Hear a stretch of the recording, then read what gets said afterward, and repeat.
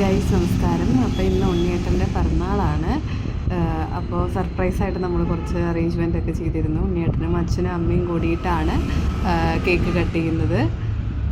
Cake cut ചെയ്തതിന് ശേഷം മൂപ്പർക്ക് ഗിഫ്റ്റായിട്ട് ഒരു ചെടി കൊടുത്തു. അത് കഴിഞ്ഞ് കുറച്ച് ക്രയോൺസ്, അത് കഴിഞ്ഞ് അച്ഛൻ്റെയും അമ്മയുടെയും ഒപ്പമുള്ളൊരു ഫോട്ടോ, അങ്ങനെയുള്ള കാര്യങ്ങളൊക്കെയാണ് കൊടുത്തത്. രാവിലെ അമ്പലത്തിൽ പോകാൻ വേണ്ടിയിട്ടുള്ള ലുക്കായിരുന്നു. ഇത് കുഞ്ഞു ഉണ്ണിയേട്ടനാണ്.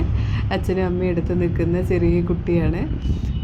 അത് കഴിഞ്ഞ് സദ്യ കഴിക്കാൻ വേണ്ടിയിട്ടുള്ള തയ്യാറെടുപ്പുകളാണ്. അപ്പോൾ അമ്മ ഗുരുവായൂരപ്പൻ്റെ മുമ്പിൽ വെച്ച് വിളക്ക് കത്തിച്ച് പൂജയൊക്കെ ചെയ്യുകയാണ്. എല്ലാ പിറന്നാളിലും ഇങ്ങനെ തന്നെയാണ് ചെയ്യാറ്. ഇതൊക്കെ കഴിഞ്ഞതിന് ശേഷമാണ് ഭക്ഷണം കഴിക്കാൻ പോവുക. അപ്പോൾ ഉണ്ണിയേട്ടനെ വിളിച്ചു. എന്നിട്ട് ചന്ദനമൊക്കെ തൊടിയിക്കും. എന്നിട്ടാണ് സദ്യ വിളമ്പുന്ന ചടങ്ങിലേക്ക് എത്തുക. അതിൻ്റെ ഒരു കള്ളച്ചിരിയാണ് മുഖത്ത് കാണുന്നത്. ഇത് ദശപുഷ്പങ്ങൾ ആണ്. ഈ ദശപുഷ്പങ്ങളും കൂടിയിട്ട് ചെവിയിൽ വെച്ചിട്ടാണ് സദ്യ കഴിക്കാതിരിക്കുക. രാവിലെ അമ്മ ഉണ്ടാക്കിയ സദ്യയാണ്. ഒരു വിധത്തിലുള്ള എല്ലാ വിഭവങ്ങളും ഉണ്ട്.